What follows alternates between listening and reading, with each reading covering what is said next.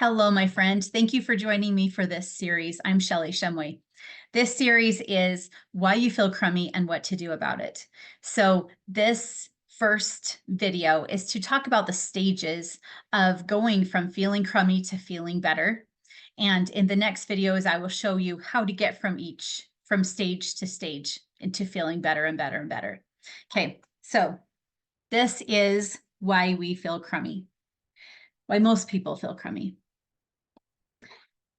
We have these little stars represent our goals, dreams, aspirations, things that we love, things that we're grateful for, things that are already working in our lives, and they are trying to grow.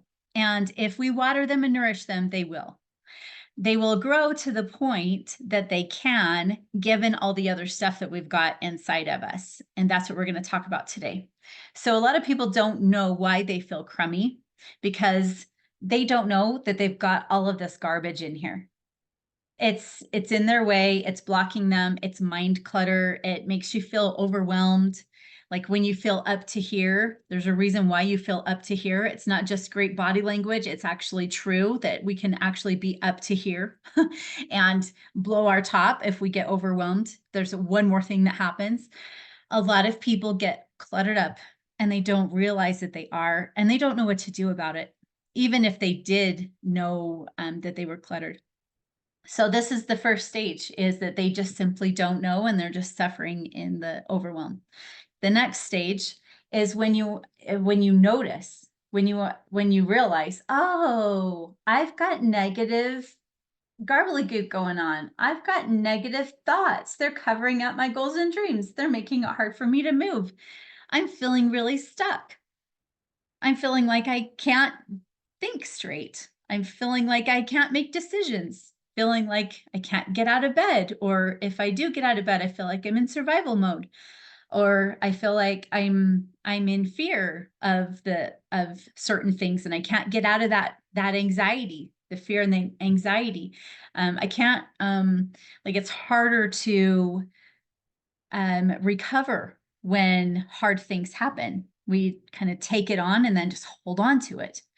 The reason why we have this gobbledygook is because on some level we believe it. On some level we think it's true or right for us. So that's why we have it.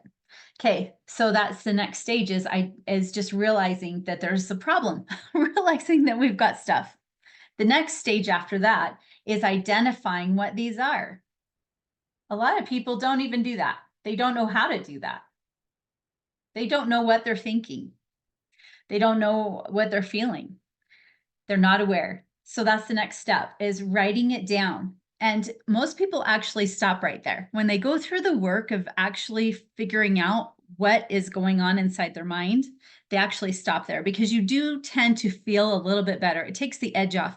When you get these things outside of you and you put them on paper and you expose them to the light, they're no longer hiding, lurking in your brain, lurking in the shadows, bouncing around unchecked. They are, when you expose them and pin them down and say, oh, that's what it is, you actually tend to start to feel better. You start to feel a little bit more in order in your mind. You start to feel more validated.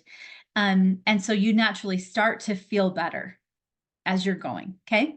And that's why most people stop, is because the pain starts to dissipate. And we know that most people are motivated by pain, by ridding of pain. So that a lot of people stop right here. The next stage, though, to really actually feel better and have lasting feeling better, like instead of going right back into this, because if you identify it, that's great. But if you still have some garbage in here and you haven't actually let it go, it might actually tweak what you wrote right here and actually make it bigger. So it's really good to keep going. The next stage here is to reframe. And what that consists of is taking one of these and dissecting it, breaking it down into what is true and what are the lies. And taking what's true and taking it down here and putting it in there with some supportive empowering language to build you. Language builds and it destroys. And we like to use language to build because we've done enough destruction in here already by default. We live in a world that grows weeds spontaneously, not fruit trees. So what we're doing is we're taking out the weeds. We're finding what the truth is, which probably is actually like a positive thing, or it's just a neutral thing. We're bringing it down here and we are planting a fruit tree with it. And what we're going to do here is we're going to tell ourselves these things. That's how we plant the seeds of the fruit tree, because we want that fruit, that good fruit. We don't want the weeds anymore. So this is plucking out the weeds, planting the fruit trees. Okay, that's the next step. Oh, actually, and part of this is actually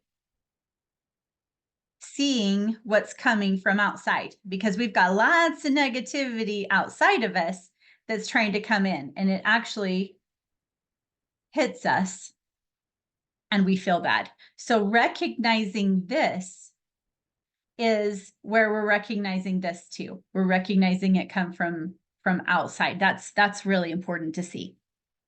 Okay, the next step is, as we are building ourselves with this and planting the fruit trees, and we're actually nourishing them, we're watering them, and we're fertilizing, and we're nurturing those little seedlings as they come up. It's amazing how fast our brain responds to negativity or positivity.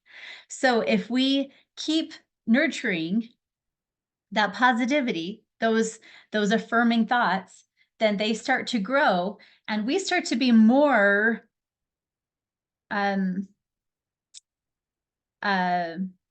the word escapes me, but we start to see this more. We start to see these messages coming in more. And so we get to the point where they get right here and they don't come in and hurt us anymore. They get right here and we're like, I see you. Stop right there. You're not hurting me. I know what that thought is, and I see it, and a part of me believes it, but I know what to do with it. So you bring it right around and you reframe it. That's the next step. Okay. And then after that, it's so interesting. The more you do this, the less power these messages have, to the point where they bounce off. They come and they bounce off. They will always come. Living in this world, they will always come.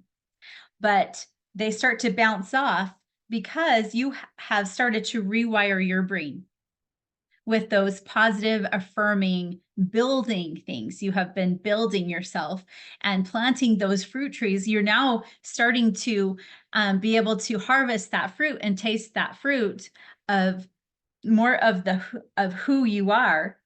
And this stuff, in the process, this stuff starts to go away. And you're able to easier grow.